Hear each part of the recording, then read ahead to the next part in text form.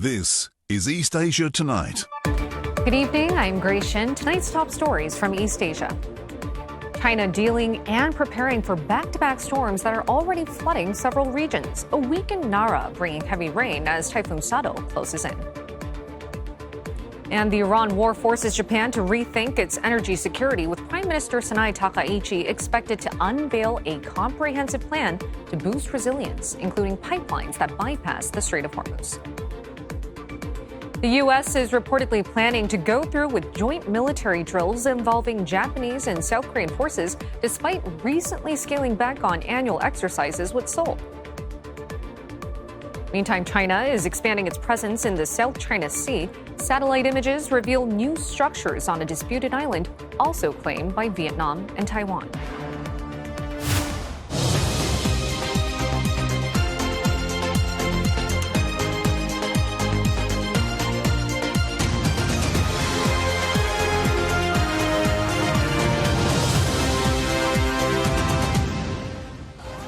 Also tonight, China's edge has been on full display at this week's World Humanoid Robot Games in Beijing. But has the Olympic-style competition helped the industry generate enough enthusiasm to lead to commercial success?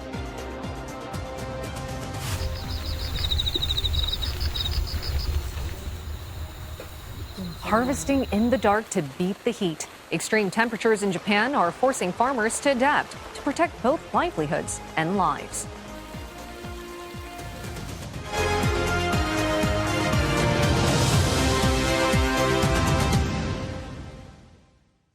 China is battling a multi-storm system that has drenched its southern region for several days now. Rain caused by a weaker Typhoon Narra submerged parts of Guangxi, Hainan, and Guangdong before the cyclone made landfall yesterday. And a second landfall struck the coast of Guangdong today. Over in the east, coastal regions are bracing for Typhoon Saudel, and that includes flood-damaged Fujian province, already reeling from tropical cyclone Kennedi's landfall on Monday. Saudel is tracking westwards after sweeping through Japan's southwest. The storm left 2 people there with minor injuries and disrupted transport. Some 150 flights have been canceled at Okinawa's Naha airport. Power was knocked out for 30,000 homes in Kagoshima Prefecture in Kyushu. Authorities have also issued landslide warnings. For more with the latest, Deborah Wong joins us live from Shenzhen. Deborah, tell us the scale of damage in affected areas so far. So Guangxi has so far sustained one of the worst damages from Typhoon Narra, recording the most severe flooding in decades. As we are seeing from local reports right now, over 14 rivers from 20 hydrological sites have surpassed warning levels. And there are aerial shots we're seeing from local media of 2 main cities in Guangxi. They are Fangchenggang and Chongzuo. And it's quite alarming because all we are seeing are high water levels submerging entire roads and also low-lying buildings. Now, these 2 cities are very important to the province because these are where key border checkpoints between China and Vietnam are. It's basically also seen as China's gateway to Southeast Asia. A lot of fruit imports and exports go through these borders. And so when we look at the flood waters that are inundating the roads, it's going to be causing a lot of delays to cargo trucks coming in and out of the borders, especially when fruits are very perishable. Now, Chongzuo City is also home to a lot of agricultural industries there. And we did see some videos from farmers, telling their customers that to expect delays because their sugar plantations, also the sugarcane plantations and also their fish farms are heavily affected. They're saying that the fishes have either swam away, or have died at this time. And we're also seeing similar scenes play out in the east as Typhoon Ginari has caused major flooding in Fujian province's Trento City, which is a huge tourist destination. These floods, I think what's most important is that these floods come just a month after Typhoon Maisak hit Guangxi and Typhoon Bavi rained down on Fujian province. And, the damage that we're talking about is not just immediate, but it's compounded because these 2 regions have barely recovered before facing another wave of storms. Definitely compounded damage there with storm after storm, but we're also expecting Typhoon Saudel to also hit China soon. So how are authorities responding to such multi-storm systems right now? So I want to first talk about the rescue efforts for Typhoon Narra. Military, they've been sent out on water pontoons, water boats as well to rescue villagers from cutoff, in the isolated rural areas of Chongzuo and Fangchenggang. They're prioritizing cleanup right now, making sure that emergency shelters is sufficient to house all these displaced residents. They've also sent out more officials to reinforce dikes to prevent breaching. Although, Typhoon Saudel on the east coast, that's weakening and it hasn't actually landed in the province yet. There are many precautions that officials are taking right now. In Fujian and Zhejiang, they've already recalled all fishing vessels. They've also suspended maritime activities. Water coastal projects have been suspended. They've shut all coastal scenic areas, also evacuated tourists from island resorts. And we're seeing multiple flights between Hong Kong, Japan, and Taiwan being suspended as well because these flight routes are cutting through the storm's path. Now, Saudel will be the 7th typhoon to land in China this year. And, China records an average of about 7 to 8 typhoons every year. Last year, there was a historic high of 10 typhoons. And what's noteworthy is that we seem to be tracking new records right now with every typhoon. Historic flood levels, bigger mass evacuations, as well as more secondary disasters inland. So scientists say it's a pretty alarming track record because we're only halfway through the season. Grace. Thanks for that compact report. That was Deborah Wong live from Shenzhen. And Chinese President Xi Jinping has called for all-out rescue efforts after a mudslide triggered by flooding in Nepal caused casualties across the border in China's Tibet. At least 9 have since been reported dead in Nepal, with the toll expected to rise even further after a massive flash flood struck the Himalayan nation this morning. Floodwaters and mud also struck a major land crossing between China and Nepal. Chirong Port serves as a key gateway for trade and travel between the neighbors. And Chinese authorities say people are missing, raising fears of major casualties. The disaster has also cut off roads, communication, and power in Tibet's Shigatse area. According to Chinese state media, Xinhua Vice Premier Zhang Guoqing is heading to the affected region. Mr. Zhang is accompanied by officials from various departments to help guide rescue and emergency response efforts. No official figures on deaths or injuries have been released by China. Rescue teams have since been mobilized to carry out search and rescue operations. Meantime, Japan is reportedly stepping up measures to strengthen its energy resilience in response to the war on Iran. Tokyo is expected to reveal a package of plans which includes diversifying crude supplies and backing alternative Middle East pipelines. 94% of Japan's crude supplies last year came from the region, with 93% of it passing through the Strait of Hormuz. There are also plans to increase use of non-fossil fuel energy supplies. Japan is also reportedly seeking to work with Middle Eastern countries on alternative pipeline projects to bypass the key waterway. This scheme will likely see companies take on higher transport costs. The government is also expected to call for the maximizing of nuclear power and further boost use of next-generation solar cells. Local media say the government is also aiming to build strategic stockpiles of naphtha. Companies had faced shortages of the petrochemical feedstock used in plastics and printing inks. The U.S. is reportedly proceeding with joint military drills with Japan and South Korea amid renewed scrutiny over the state of their alliance from the recent scaling back of separate drills with Seoul ordered by U.S. President Donald Trump. Yonhap News Agency, citing a U.S. Pacific Command spokesperson, reports that the U.S. military is preparing for this year's edition of the trilateral drills. But there were no details on whether the scale and scope of exercise, Freedom Edge, will match those of previous iterations. Mr. Trump recently halved the duration of joint annual drills with South Korea, repeating criticism of the exercises as costly and for sending the wrong signal to North Korea. The U.S. leader is pushing to resume talks with Kim Jong-un. Washington also canceled another Marine drill with Seoul, citing limits to its available forces due to the Iran war. New installations have been spotted on an islet near Antelope Reef in the disputed South China Sea, where analysts believe Beijing is building its largest military base.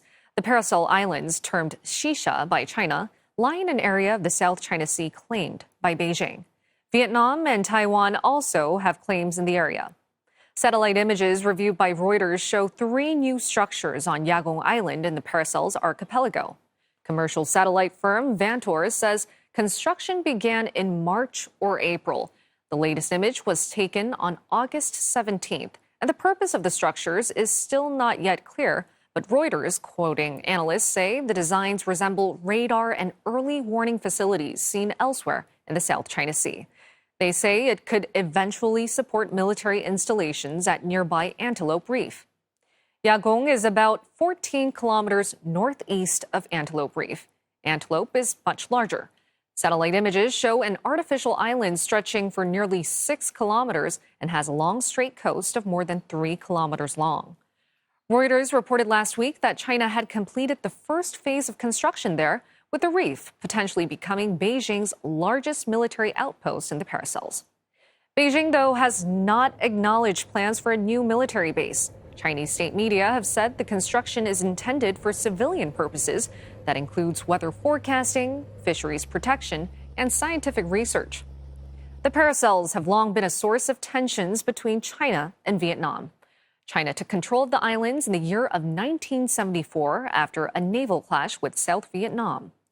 Vietnam claims the entire island group and has repeatedly protested China's activities there. Earlier this year, Hanoi formally objected to accelerated dredging and land reclamation at Antelope Reef.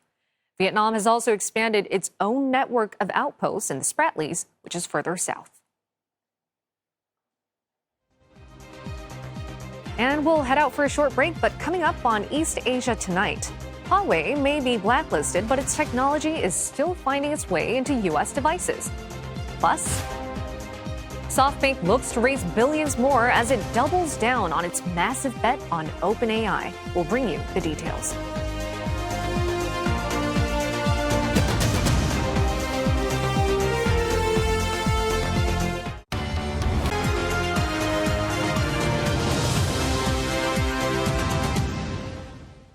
Welcome back to East Asia Tonight. It's now time for your business news with Roland Lim. Roland, a U.S. and a Chinese tech giant have seemingly signed a new partnership, and that seems to be a big deal, right? Yeah, well, it is significant because it's significant that tech curbs between U.S. and China don't apply to everything.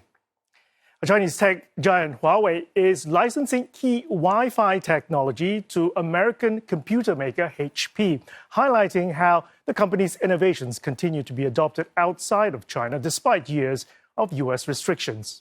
Huawei and HP announced a multi-year global patent cross-licensing agreement. Now, the deal allows HP to use certain Huawei patents in its computers and other connected devices, while Huawei gains access to patents held by HP. The agreement comes ahead of a potential summit between U.S. President Donald Trump and Chinese President Xi Jinping in September. Huawei has been blacklisted by the U.S. since 2019, which has restricted the company's ability to buy advanced chips and software. But the blacklist is not a blanket ban on American companies using Huawei's intellectual property. HP also playing down the broader significance of the agreement, describing it as a routine license rather than the beginning of a wider commercial partnership with Huawei. Still, experts say the deal illustrates Huawei's growing ability to monetize its technology, and it also comes a year after the Chinese tech titan sued HP for using its Wi-Fi 6 patent without permission.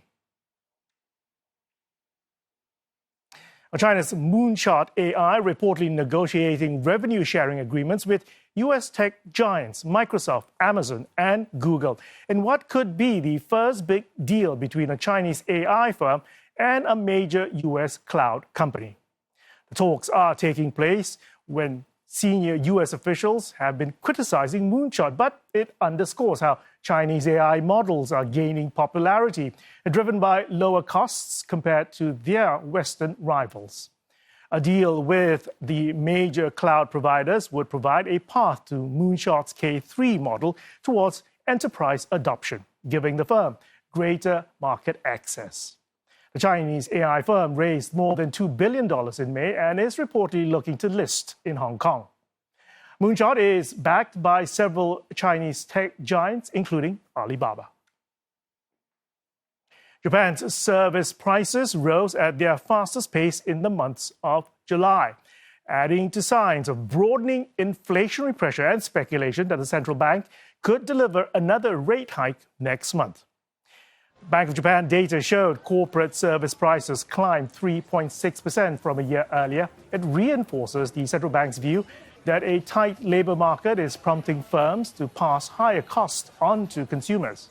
Now, ocean freight prices surged more than 67% as companies rerouted shipments to avoid the Middle East conflict. And that's the biggest rise since records began 40 years ago. Core consumer inflation also accelerated in July as firms passed on higher import costs from a weak yen and the war in Iran. The BOJ is widely expected to raise its benchmark rate next month. And in other business stories we are tracking out of the region, Kia's union has reached a tentative wage agreement with the automaker, averting a 3-day potential strike that had been scheduled to start today. Under the deal, workers will receive a $72 raise in their monthly base pay, plus a performance bonus 5 times the monthly salary on top of more than $9,000. This comes a day after workers at Hyundai Motors struck a deal with the company after its biggest strike in a decade last Friday. Hyundai unveiling its biggest product push in the automaker's history, announcing more than 100 model launches and refreshes as it looks to challenge Toyota in the US and to fend off low-cost Chinese rivals elsewhere. The automaker also reaffirmed its target of more than 5.5 million global vehicle sales by 2030, alongside plans to boost production capacity by 1.27 million units. Its CEO hailing the company's strong fundamentals, but shares fell more than 3% after the announcements, as Hyundai maintained its shareholder return ratio of around 35% of net profit.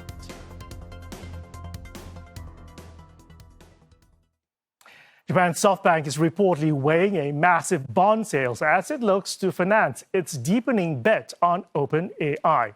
Now, Bloomberg reports the group is in talks with banks about raising between 10 and 20 billion US dollars. The bonds could be issued in dollars and euros as early as September. A part of the proceeds would be used to refinance a $40 billion bridge loan SoftBank secured earlier this year for its OpenAI investment. The Japanese conglomerate is said to invest close to $65 billion in the ChatGPT maker by October, with much of that push funded through borrowing. If the new bond sale reaches $20 billion, Bloomberg says it will be the biggest such deal by an Asian company this year. The fundraising comes as tech firms ramp up spending on AI, even as investors grow more concerned about debt levels and whether those huge AI bets will pay off. SoftBank says it is considering various options to refinance the loan, but that nothing has been decided. The International Monetary Fund expects the global economy to get a boost from AI as investments spread beyond the US. IMF's managing director, Kristalina Georgieva, described it as a growth engine for the global economy, with other countries ramping up data center construction. She also pointed that the world has weathered the energy shock from the Iran war better than initially feared. And that's thanks to drawdowns from energy reserves, increases in non-Gulf supplies, and lower energy demand. But she raised concerns about deteriorating fiscal conditions in some countries, resulting in rising bond yields. She added the energy shock is not over, with a possibility of oil prices increases that could fuel inflation and impact monetary policy. The IMF in July lowered its growth forecast for this year to 3%, and that's down from 3.5% last year. It's set to unveil fresh forecasts in Bangkok in October. And let's check in on the markets. Well, crude fell by around 3% as talks between Iran and Oman revived hopes that the Strait of Hormuz could reopen. Now, they've been having on and off talks for weeks about controlling traffic through the waterway. Meantime, Asian tech stocks climbed ahead of AI bellwether Nvidia's results later today. Now, the cost of U.S. borrowing easing and the prospect of more Middle East talks also provided a much-needed boost. Taiwan's weighted index leading the region higher. Over in Greater China, overnight gains on Wall Street provided some tailwinds for Chinese AI supply chain plays. Nvidia faces a major test on Wall Street later today when the AI chip giant reports second quarter earnings after the closing bell. The company is expected to deliver robust growth as big tech continues to pour billions of dollars into AI data centers. Now, at the heart of that spending is Nvidia, whose chips power the training and running of AI models. According to Bloomberg estimates, second quarter revenue likely doubled from a year earlier to more than $90 billion. That's almost a 98% rise from the same quarter last year. More than half of that revenue is expected to come from hyperscalers as big tech companies fuel the AI industry's rapid data center expansion.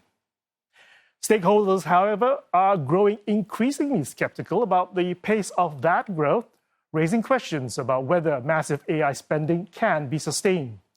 Some believe the industry is building capacity faster than customers can use it profitably, and that's a trend that could eventually weigh on hardware suppliers like Nvidia. Current options pricing show the shares are projected to swing between about 6% in either direction by the end of the week. And that's almost a $280 billion move in the chipmaker's market value. Missed expectations could put the crucial $200 psychological level at risk, while a positive scenario could trigger a rally towards record highs. The stock gained ahead of the release of overnight trade, closing up more than 2%. Nvidia shares have fallen, though, about 7.5% over the last 7 sessions, erasing more than $400 billion in market value. Earlier, Tony Nash from Complete Intelligence explained why Nvidia's earnings are still seen as a bellwether for the AI boom on Wall Street. I think NVIDIA, obviously, I think it's still good news. It doesn't matter whether we stay with these closed models like Anthropic or OpenAI, or we move to these open weight models that are predominantly Chinese. We still need processing power. So I think NVIDIA has real kind of momentum and staying power for the medium term at least. And do they have the same sway over markets that they had? Well, maybe not with AMD and some others coming in with kind of some competing offerings, but NVIDIA is still center stage and they still hold a heck of a lot of sway. Maybe not the kind of monopoly-like sway they held at one point, but they still hold a heck of a lot of sway. Okay, and you've said that, this AI narrative is shifting from training to inference. What does this mean then for NVIDIA as well as the broader semiconductor industry, in particular Asia's chip business? Yeah, I think it's good because I think what it means is more companies and governments are using that inference in a distributed way. So whether that's on a virtual machine in a data center or whether that's on a machine in somebody's premises, they're still using inference, so they still need chips for this stuff. So I think we're entering a phase where AI is somewhat decentralized from these closed models. Nonetheless, I think for Asia's chip makers, it's a very positive environment. And that's your business update at this hour. Grace, back to you. Thanks, Roland, for those updates. We'll head for another short break, but coming up on East Asia tonight, South Korea scrambles fighter jets after foreign military aircraft enters its airspace. Plus, authorities probe food safety in China after cabbages were found to have been dipped in a toxic substance to keep them fresh.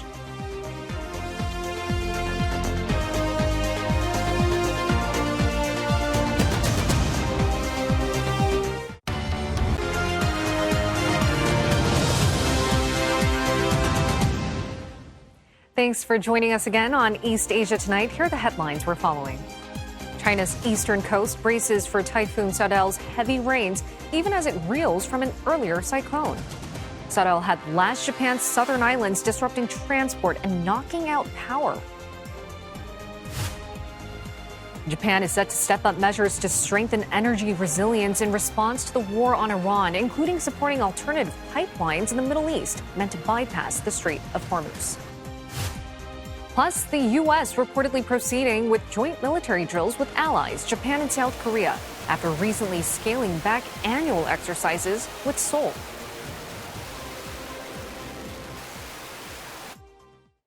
South Korea says it scrambled fighter jets after Russian military aircraft entered its air defense identification zone, also known as ADIZ. This is the second such incursion in weeks. The Russian aircraft entered the zone near the eastern islets and Ulleung Island yesterday, but no violation of South Korean airspace was reported. While an air defense identification zone is not sovereign airspace, it is a buffer area where countries require foreign aircraft to identify themselves for security purposes. The incident follows a similar one in late June, when several Chinese and Russian military aircraft briefly entered South Korea's ADIZ. And Beijing said both forces conducted what it called a strategic air patrol. Russia's defense ministry said that exercise was part of routine military cooperation plans and was not directed against any third country. Russia does not recognize South Korea's authority over the zone, though, arguing such areas have no explicit basis in international law. At least 14 babies are dead after a fire ripped through a maternity ward in a hospital in Pakistan's capital of Islamabad. Authorities say the blaze broke out at 6:45 a.m. local time on the third floor of the Pakistan Institute of Medical Sciences hospital. Local media reported that the blaze was triggered by a fault in air conditioning systems. Firefighters have extinguished the blaze. Prime Minister Shehbaz Sharif has ordered authorities to conduct immediate investigations. Hira Mustafa was at the scene with more details for CNA.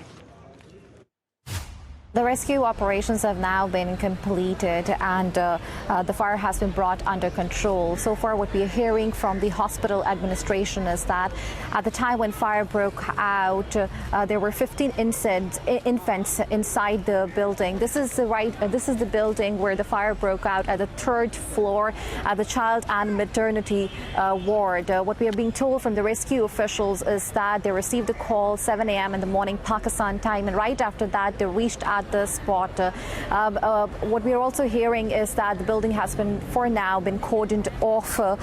The blaze erupted at the third floor, and what we are hearing from the authorities is that the electrocution was the cause of the fire. The air conditioning compressor exploded at the third floor, due to which 14 infants died on spot. What we're also hearing from the patients at the hospital is that they're expressing their worriness because this is one of the biggest public hospital in Islamabad, where people from different cities come here for the treatment. And now questions are being raised about the safety and security of the patients. We have seen a statement coming in from the Prime Minister office in which Prime Minister Shehbaz Sharif has expressed grief over the death of 14 infants. He has immediately ordered an investigation to investigate the cause of fire. Islamabad District Administration has also formed an inquiry committee, and they are being told to produce a report within 24 hours identifying the cause of the fire. That's what we are hearing on ground. And that's what we are being told by the Prime Minister office.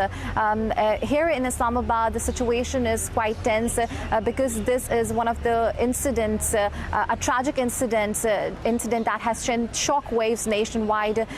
People are criticizing the hospital administration for not being able to rescue the 14 infants. Authorities in China have launched a probe into allegations that formaldehyde, a toxic chemical used as a preservative, was used to keep cabbages looking fresh in northern Huawei province.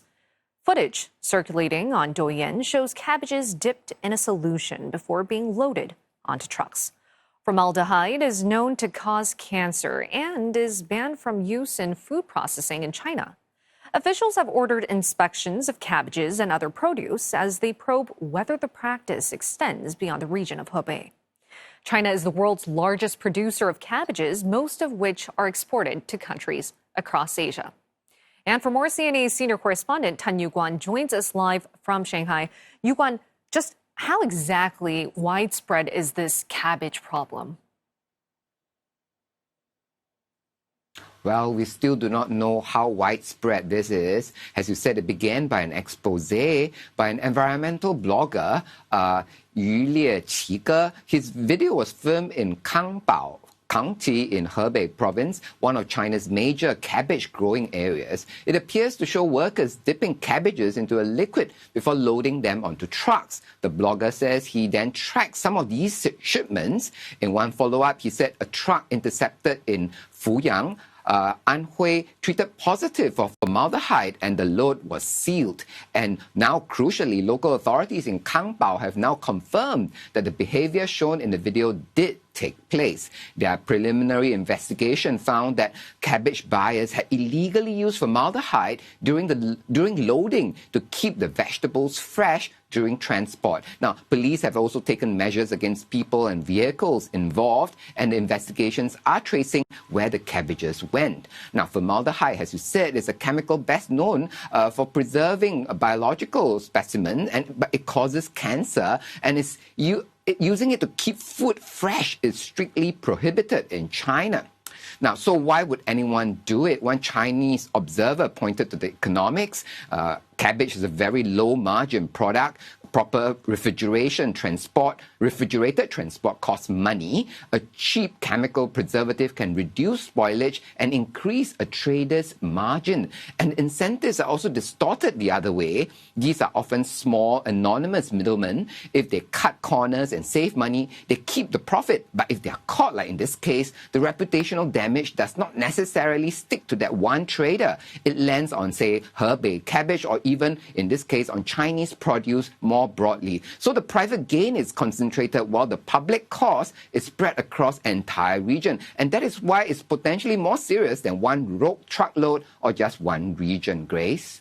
Definitely, as you mentioned, the reputation will wither all the way to China's reputation, given that it is the largest producer of cabbages. And neighboring countries like South Korea are paying close attention to this cabbage problem, given that it's soon kimjang season, when they produce large batches of kimchi, their staple food. So how are authorities, what are they trying to do to make sure to reassure consumers, whether it be within China or across Asia?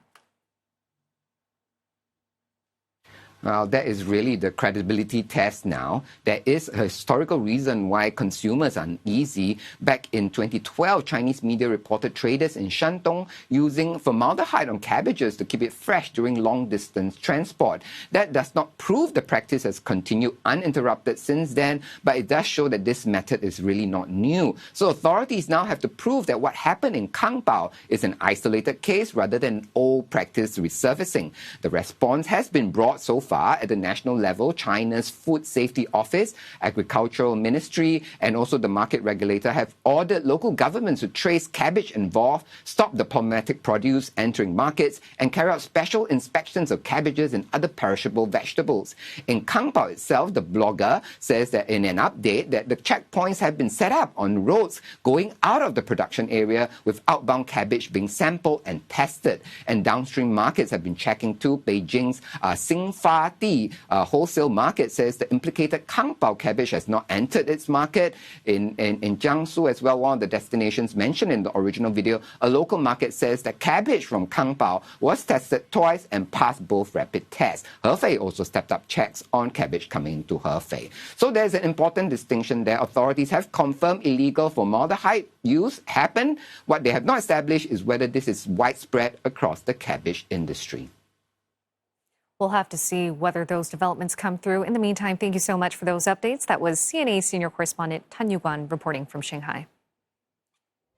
And coming up on East Asia Tonight, South Korean police under scrutiny after a series of missing person cases on Jeju Island.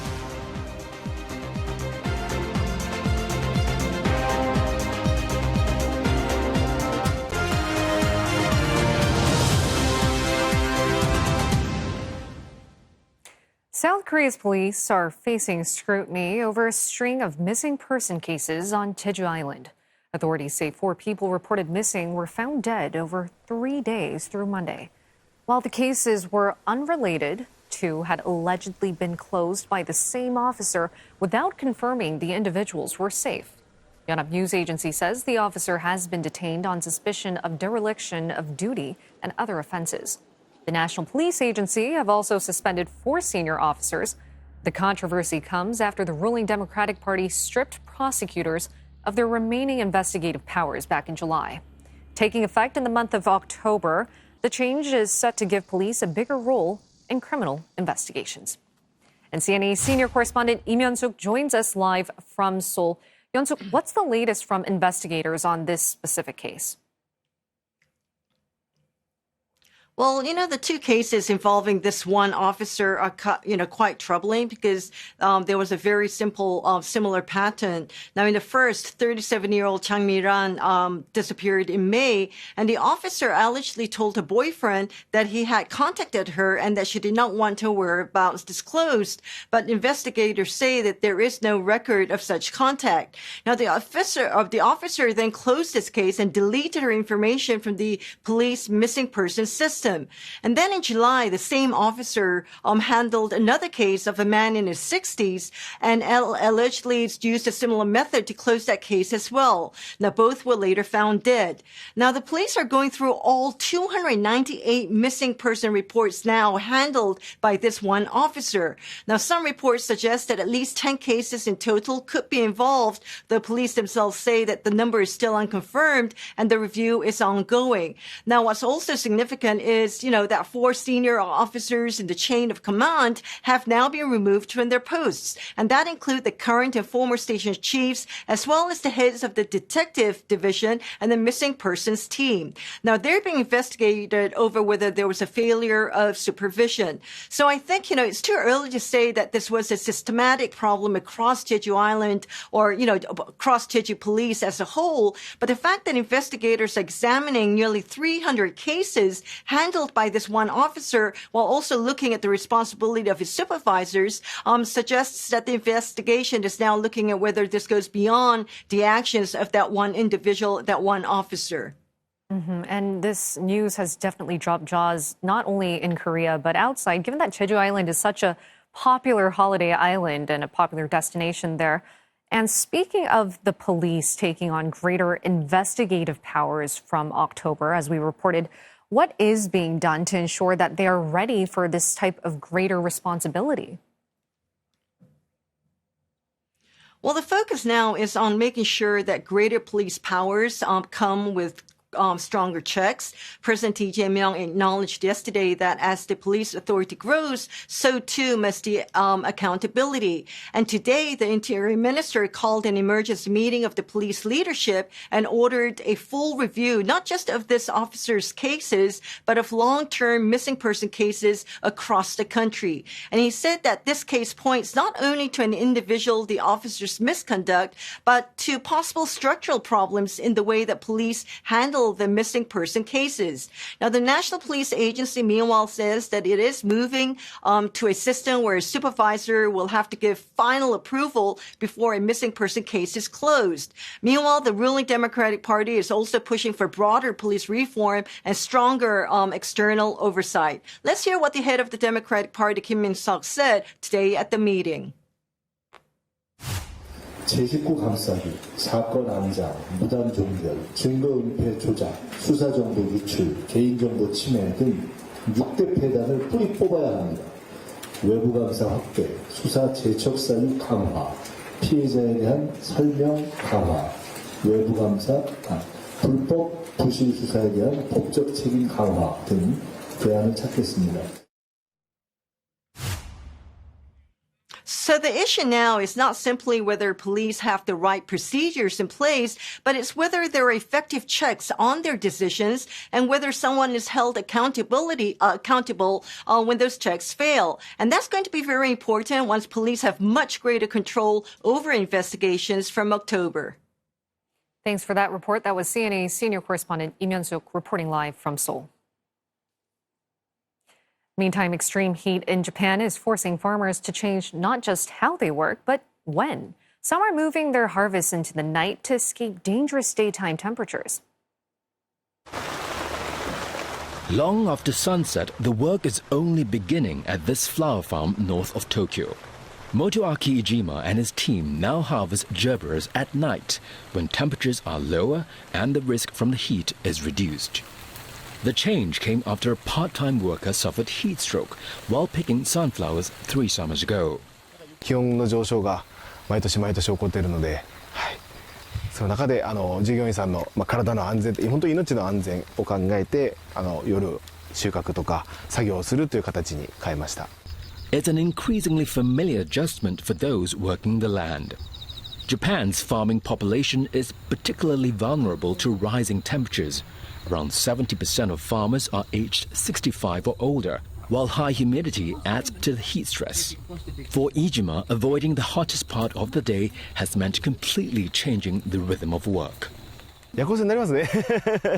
ね、だんだんね、でもそれもやっぱ体、命を守るための。はい。 Others start as early as they can. Farm worker Miyoko Asada is already in the fields shortly after sunrise, trying to finish outdoor work before temperatures climb. でもやっぱり朝の方が涼しいですからね。ちょっと起きるのは辛いですけども、やっぱり暑さを考えると、はい、もう朝は全然苦手じゃないので。 And it's not just people struggling with the conditions. A few towns away, chicken farmer Tetsuya Usuba is also reorganizing his day around the heat. 6 summers ago, more than 500 of his chickens died during an intense hot spell. He now uses additional fans, sprays water onto the roofs of his chicken sheds, and adds citric acid to their drinking water to fight dehydration. And when temperatures rise, even feeding has to happen at night. ここの地域では、日中の最高気温が35度を超えることが多いんですね。暑いと鶏って餌を食べなくなってしまうので、食べない時間帯に無理やり食べさせるのはなかなか難しいので、夜間の涼しい時間帯に鶏たちを起こして、それで餌を食べてもらうというようなやり方になります。But even those measures have their limits. When temperatures suddenly rose above 35 degrees Celsius in July, Usuba still lost 130 birds. For farmers here, adapting to the heat is no longer about simply getting through an uncomfortable summer. It's increasingly becoming part of how they keep their farms and themselves going. It has been a blockbuster week for China's robotics industry, from Unitree's high-profile stock market debut ahead of the World Robot Conference in Beijing to the conclusion of the World Humanoid Robot Games today, where teams from 16 countries showcase the latest advances and set new records in over 5 days. Among those, the fastest 100-meter sprint time by humanoid robot. Tiangong Ultra completed the race in under 9 seconds, beating its own record set just days earlier. More than 2,000 robots competed in sports and real-world scenarios, including household tasks and emergency response. Developers say the games help expose the robots' weaknesses, and findings can then be used to build better machines. The games cap a busy period for China's robotics industry, but as Beijing races to turn its robotics lead into a new engine of growth, can companies turn the hype into a viable business? CNA's Rebecca Mateo looks at what comes next. It's really packed here at the World Robot Conference, and everyone's trying to see what these machines can actually do. This one's arranging flowers, and it can identify what's around it and adapt when things move. Skills that could be useful in homes and factories. Whoa, I can really feel its strength. This one's here built for rougher terrain, for jobs like industrial inspections, logistics and emergency rescue. And then we have these guys here putting on a show as a robot band. So really there's a robot here for almost everything. But demonstrating what they can do is one thing. The bigger challenge comes when they leave the exhibition floor and enter the real world. For Shenzhen-based X-Square Robot, their next stop is factories and homes. Opening a bag of chips or taking out the trash may be simple for us, but still takes a robot much longer. The challenge is adapting to a world that isn't predictable. 我们把机器人和家政保洁的阿姨一起进入到家庭当中，去完成各种各样的一些操作，比如说，这个去帮用户去收拾鞋子，这个时候是完全脱离我们所谓公司的这样的掌控的。那他在这个时候会有接收到各种各样千奇百怪的一些任务，那我们都需要去非常灵活的去做各种各样的应对。 Shenzhen firm Lumos has also deployed robots in factories for quality inspection and material handling. For now, they work at roughly the same pace as human workers. Getting them faster, the company says, will take time.